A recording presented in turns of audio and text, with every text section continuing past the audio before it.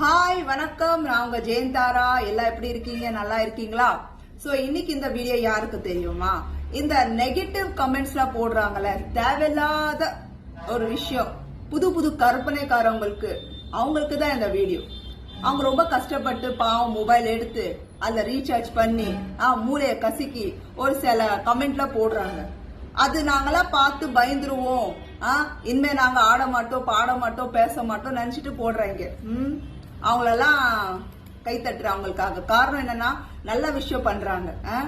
அவங்களுக்குலாம் பொழுது போல நாங்களாம் ஏதோ ப்ரொஃபஷனலா எடுத்து கஷ்டப்பட்டு கண்டென்ட் ஒரு எடுத்து ஏதோ ஒரு உங்களை என்டர்டெயின் பண்றதுக்கு இங்க வந்து உட்கார்ந்தா, நான் சொல்றது நெகட்டிவ் கமெண்ட்காரங்களுக்கு. பாசிட்டிவ் கமெண்ட் பண்றாங்களா அவங்களுக்கு நான் சொல்லல. பிகாஸ் அவங்களோட சப்போர்ட்ல தான் இப்ப நான் இங்க உட்கார்ந்து இருக்கேன். புரியுதா? சோ கொஞ்சம் நல்லது இருந்தா கெட்டது இருக்கும், கெட்டது இருந்தா நல்லது இருக்கும். சோ கெட்டவங்களுக்கு சொல்ல, அது எப்படி ஆடக்கூடாதா, பாடக்கூடாதா, பேசக்கூடாது, தண்ணி அடிக்கலாம், பொய் சொல்லலாம், ஏமாத்தலாம், சிகரெட் அடிக்கலாம், அடுத்தவங்க குடும்பத்துக்கு எடுக்கலாம், முதுல குத்தலாம், இதுக்கெல்லாம் நீங்க சப்போர்ட் பண்ணுவீங்க. நீங்க உண்மை நல்லவங்க இருந்தீங்கன்னா உங்களுக்கு கண்டென்ட் பிடிக்கலன்னா ஸ்கிப் பண்ணிட்டு போகணும். இதுல வந்து நெகட்டிவ் கமெண்ட் கஷ்டப்பட்டு ஏன் போறீங்க? அப்பனா உங்களுக்கு பொறாம, உங்களால பண்ண முடியல, உங்களுக்கு ஜீர்ணிக்க முடியல.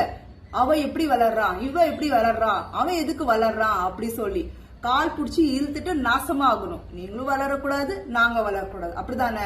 இந்த நெகட்டிவ் கமெண்ட்காரவங்களை நான் பார்த்துலாம் ஃபீல் பண்றதே கிடையாது.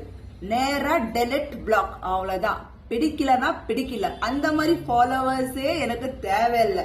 ஏன்னா இன்னைக்குல நாளைக்கு அவன் வந்து அவன மாதிரி நான் மாறிடுவேன். வேண்டாப்பா சாமி, நான் நல்லவளா கெட்டவளா எனக்கு தெரிஞ்சா போதும். ஓகேங்களா? சோ நெகட்டிவ் கமெண்ட் பண்ணுவது பார்த்து பண்ணுங்க. பண்ணலாமா வேணாம்? இன்னும் எத்தனை வருஷம் தான் இப்படியே சொல்லிட்டே இருப்பீங்க? ஒரு சின்ன பெண் குழந்தை ஆடும் போது ரசிச்சீங்க, வளர்ந்ததுக்கு அப்புறம் கண்டிஷன் போட்டீங்க, ஆடக்கூடாது பாடக்கூடாதுன்னு. ஏஜ் எட்டன் ஆனா அப்பா அம்மா சொந்த பந்தம் சேர்த்து கண்டிஷன் போடுவாங்க. அப்புறம் கல்யாணம் ஆச்சுன்னா புருஷன் கண்டிஷன் போடுவான், குழந்தை இருந்துச்சுன்னா குழந்தை ஒரு கண்டிஷன் போடுவான்.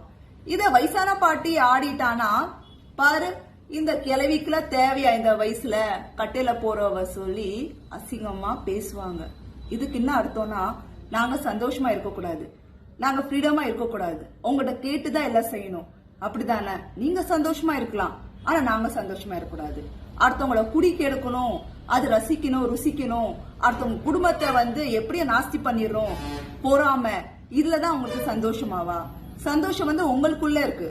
அது வந்து டான்ஸோ பாட்டோ அது அவங்களோட இஷ்டம், அது நீங்க கெஸ் பண்ணக்கூடாது. சரியா? உங்களுக்கு என்ன?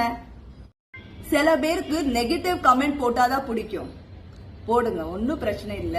கர்மா இருக்குல்ல, நீ என்ன பண்றியோ அதுதான் உனக்கு கிடைக்க போகுது. அது வேற.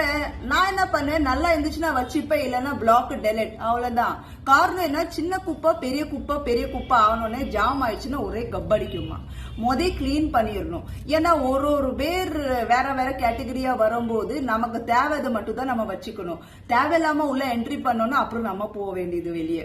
புரியுதா? இந்த மாதிரி இருக்காங்க சில பேர். நல்லா பேசுவாங்க, பழகுவாங்க, கடைசியில கண்டிஷன்ஸ் எல்லாம் போடுவாங்க. நான் இங்க உட்கார்ற காரணமே நான் மட்டும் தான். மக்களுக்கு பிடிச்சிருக்கு, அவங்கள என்னை அப்ரிஷியேட் பண்றாங்க, நான் உட்கார்ந்துருக்கேன். அந்த மக்கள் தான் வேணும் சொல்ற தவிர தேவையில்லாத என் மேல கேர் பண்றது, இது பண்றது. இப்படி பண்ணீங்கன்னா நேரா காசு போடுங்க, சப்போர்ட் பண்ணுங்க. மாசம் மாசம் ஒரு 20,000 30,000 போடுங்க. உங்க பேச்சு கேட்கிறேன். நெகட்டிவ் கமெண்ட்க்கு கொஞ்சம் மரியாதை கொடுங்க.